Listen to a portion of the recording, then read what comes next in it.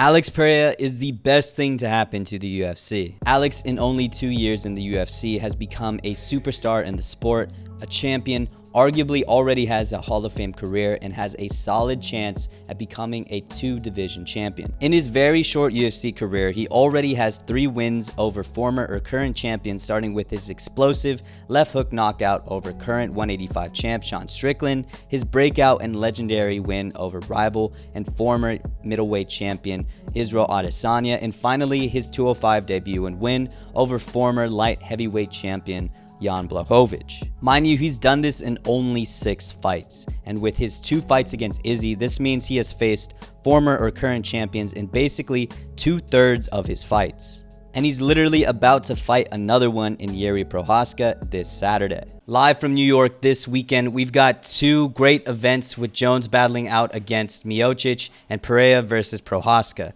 I partnered up with DraftKings to bring you all an exciting new offer. Right now, new customers who signed up using my promo code TJLovesFights and bet just $5 on any of this weekend's matches will receive $200 in bonus bets instantly. That's right, new customers will instantly receive $200 in bonus bets when they bet just $5 on any of this weekend's fights. Stay in on the action and use your $200 in bonus bets on DraftKings same fight parlays for a shot at an even bigger payout. Combine multiple bets together from the same fight, including number of rounds and method of victory. DraftKings is the only place where you can bet same fight parlays. If sports betting is not yet available in your state, don't worry. You can still join in on all the action with DraftKings Daily Fantasy.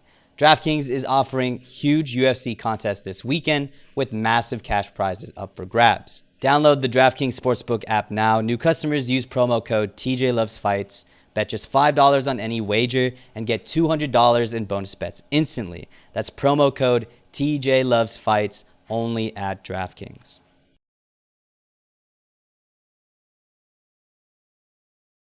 And forget the numbers. Alex Pereira in this short period of time has become one of the most likable stars in the UFC.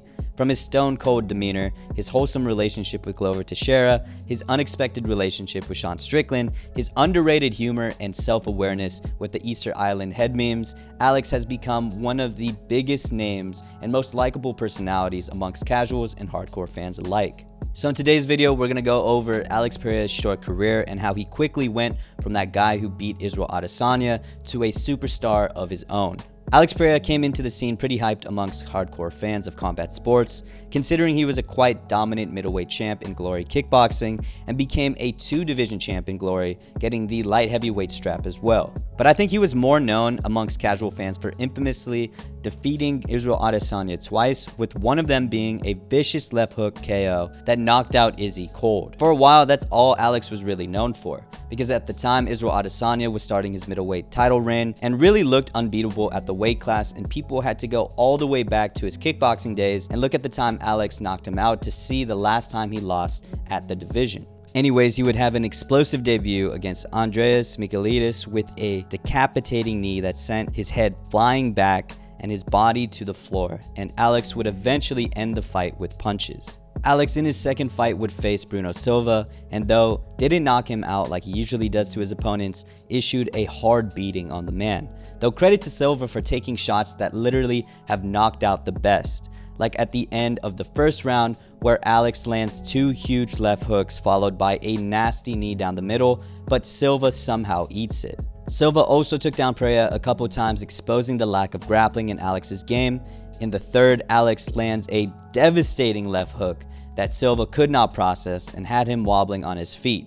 And after that, Alex kept teeing off, finding big uppercuts and left hooks, but Silva again still stood and closed off the fight, but Alex still won via decision. Alex would have his third fight with the current middleweight champion Sean Strickland, and this fight really planted the seed for his title fight against Israel Adesanya. It would really start with a press conference with Sean Strickland dominating the mic and calling out Izzy with vicious lines and Izzy coming back with horrible ones.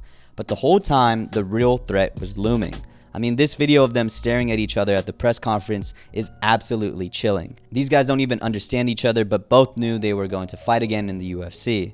If a picture speaks 1,000 words, this 3-second video spoke 1,000,000. Anyways, Alex would go on to fight Sean Strickland, and Izzy would go on to fight Jared Cannonier in the same event, and the performances were polar opposites. I think everyone has seen this fight before, but Alex would start his fight against Sean Strickland by conditioning him to defend towards the body with a series of long body jabs. Then in an instant, Alex would turn that lead jab to a huge left hook that stunned Sean as he continued to walk forward with his chin in the air, followed by a huge right hand that sealed the deal. Meanwhile, Israel Adesanya was set to quote-unquote close the show, came out in an Undertaker outfit, but unfortunately had an underwhelming performance against Jared Cannonier that really led to his boring label. But at the very least, this event led to this fight. By this time, Israel Adesanya literally had no one else to fight and had practically lapped the division.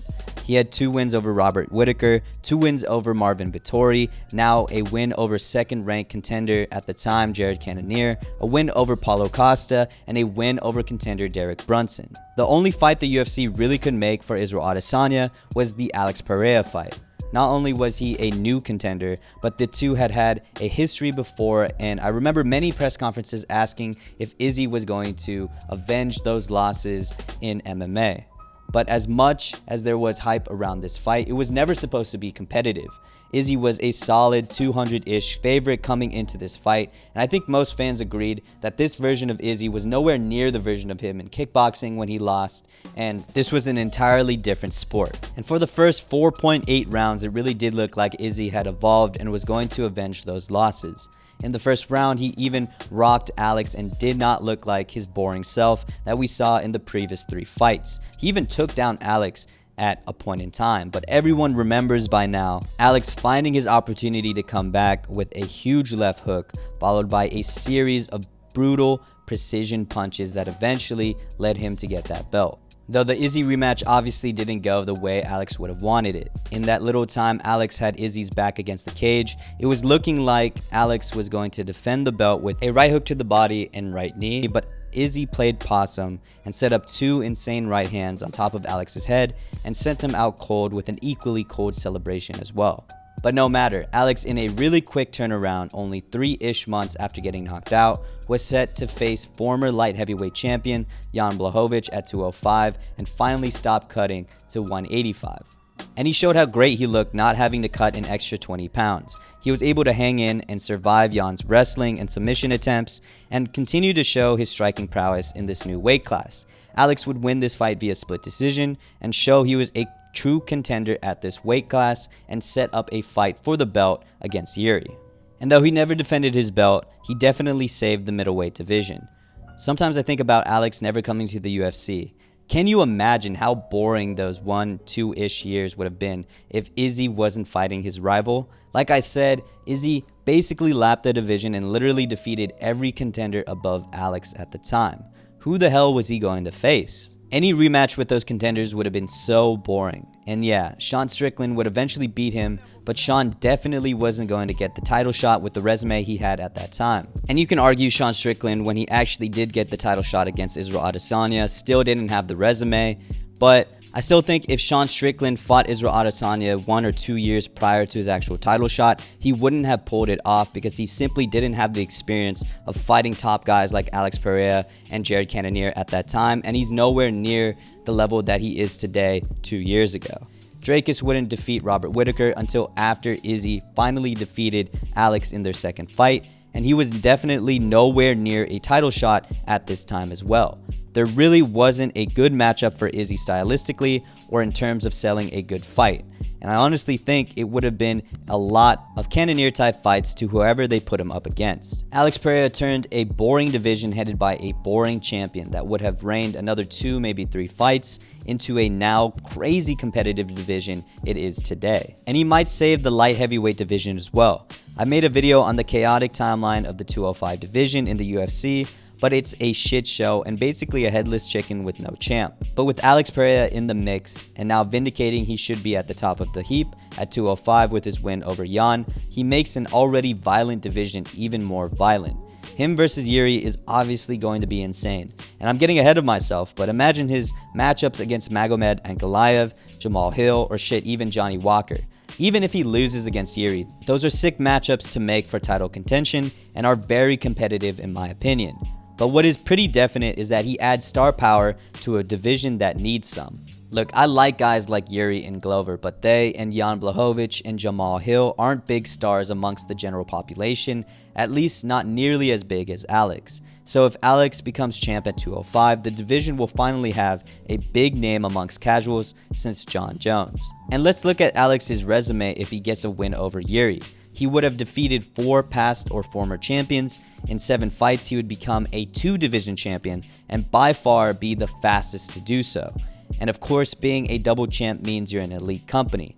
Of the 9 double champs in the UFC, whether simultaneous or not, are all definite top 20 UFC fighters of all time. Conor McGregor, Amanda Nunes, Henry Cejudo, Daniel Cormier, George St. Pierre, John Jones, BJ Penn, and Randy Couture are some elite names, and Alex would be there with them too. And not to mention, Alex Pereira was also a double champ in glory with a belt in both middleweight and light heavyweight, so we wouldn't just be talking about one of the greatest UFC fighters of all time, but one of the greatest martial artists, period. So what do you guys think? Is Alex Pereira one of the greatest of all time, especially if he gets that win over Yuri? I'd like to hear you guys' thoughts on somebody who has become a huge star in the sport so quickly. Per usual, thank you guys for always supporting, and I'll see you guys next week. Peace.